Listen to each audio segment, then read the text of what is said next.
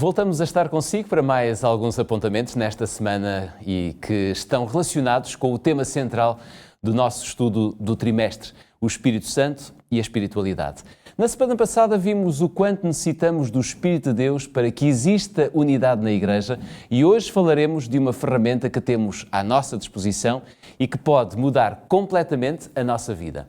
Acredito que todos os que têm fé em Jesus desejam preservar a sua espiritualidade, porque sabemos que não há vida espiritual se não usarmos a chave de acesso ao céu, a oração.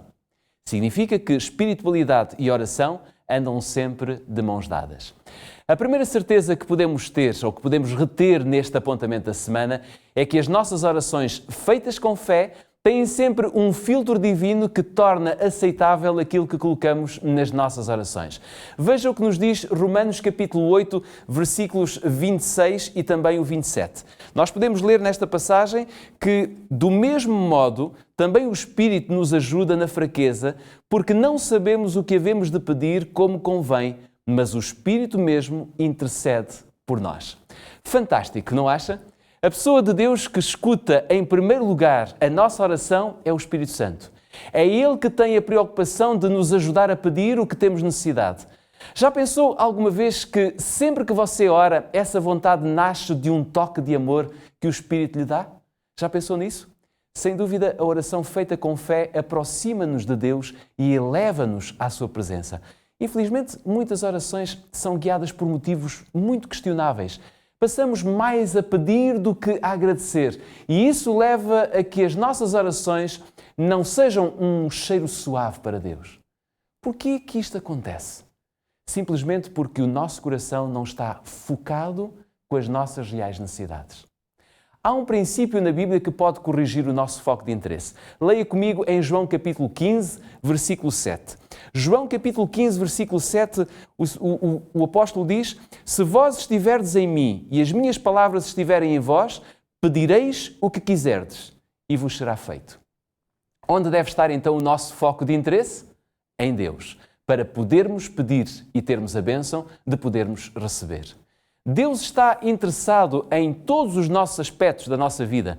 Ele dá importância às nossas preocupações, aos nossos temores, aos nossos desejos e até mesmo aos nossos fracassos. E sabe o que mais? Podemos falar de tudo o que nos vai na alma. Ele sabe guardar segredo e sabe como acalmar a nossa vida, dando antes uma resposta em tempo oportuno. Então, o que é que temos de fazer para que isto seja uma realidade na nossa vida? Primeiro, Deus tem de ser o centro da nossa oração e não nós. Temos necessariamente de aprender a orar a partir da perspectiva de Deus e não da nossa. Quando desenvolvemos esta prática, vemos a nossa vida não através dos nossos olhos imperfeitos, mas através dos olhos de Deus. Se lermos 1 João capítulo 5, versículo 14, nós vamos encontrar aqui outra grande verdade. Diz-nos a Bíblia, e esta é a confiança que temos nele, que se pedirmos alguma coisa segundo a sua vontade, Ele nos ouve. Ora, o que é que encontramos nesta passagem? Deus ouve sempre as nossas orações.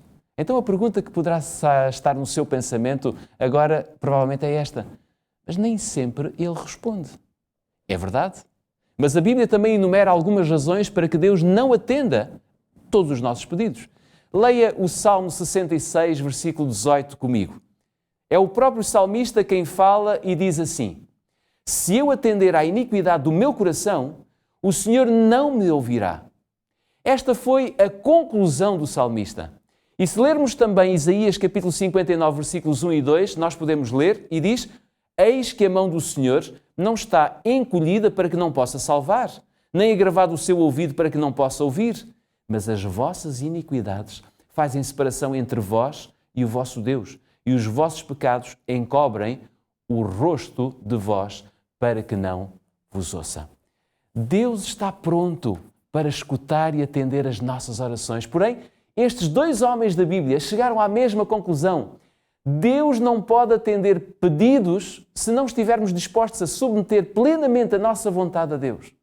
Por outras palavras, Deus não poderá atender os nossos pedidos se o Espírito Santo não burilar as nossas orações. Porquê? Porque as nossas orações nunca mudarão Deus. O que acontece é que a oração feita com fé muda o nosso comportamento. Sempre que oramos, somos levados à presença de Deus pelo Espírito Santo, que já o ouviu e já cuidou do nosso pedido. É por isso que a oração é o abrir o coração a Deus como a um amigo. Não que seja necessário para Deus saber o que somos, mas a fim de nos capacitar a recebê-lo. A oração não nos traz Deus do alto até nós, mas eleva-nos até Ele. Esta é uma citação poderosa, não acha? Mas espere, então por que razão é tão importante pedirmos se Deus sabe tudo? Note, a nossa confiança não pode estar nas nossas orações, não pode estar nas nossas boas obras nem nos nossos atos de justiça.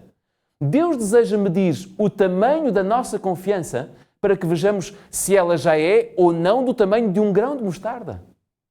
O significado da palavra grega confiança é paresia, que quer dizer liberdade de expressão. Nós temos a possibilidade de levantar os nossos olhos ao céu e, em perfeita liberdade, podermos ter um relacionamento com Deus.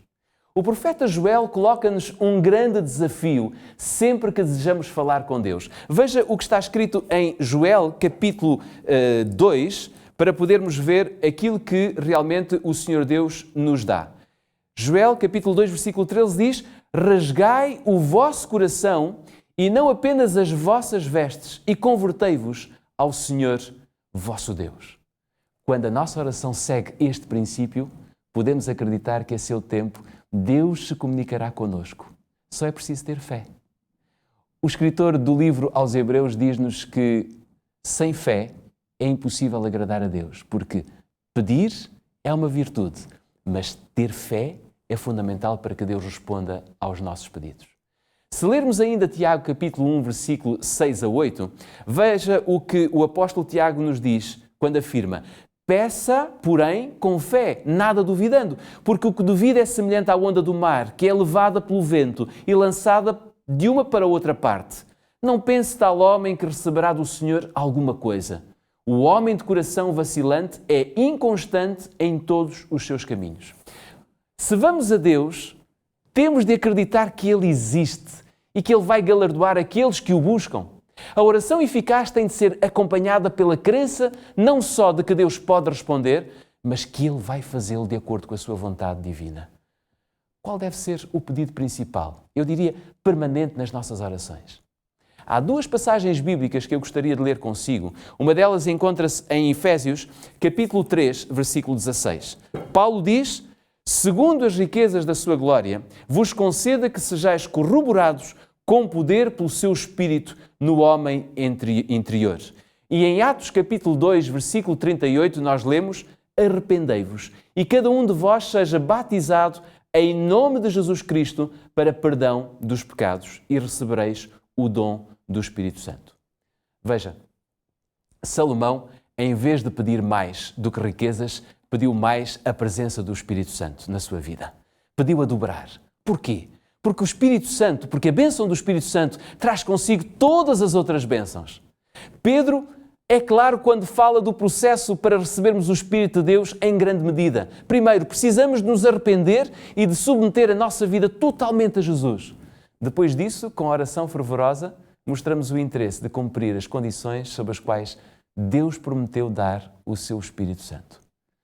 Ellen White diz uma frase extraordinária: o Pai Celeste está mais disposto a dar o seu Espírito Santo àqueles que lhe o peçam do que os pais terrestres estão dispostos a dar boas dádivas aos seus filhos. É curioso, e com isto eu quero terminar, dizendo-lhe abertamente que não teremos nenhum poder espiritual na nossa vida sem a oração, sem a utilização desta ferramenta. Ela está perfeitamente ao alcance de todos. Deixaremos de viver vazios e de ter simplesmente aquela aparência de piedade para recebermos as promessas maravilhosas acerca de Deus e sermos portadores daquilo que pedimos com fé. O Senhor vê que a nossa oração muitas vezes está misturada com coisas terrenas e quando assim é, o Espírito Santo alerta-nos para a correção de todos os nossos desejos egoístas. Deus não nos dá algo que satisfaça meramente os nossos apetites, nem aquilo que satisfaça apenas as nossas ambições. Quando formos em submissão a Deus, prontos para receber o que Deus tem preparado para nós, então compreenderemos plenamente porque a oração é tão imprescindível na nossa relação com Deus.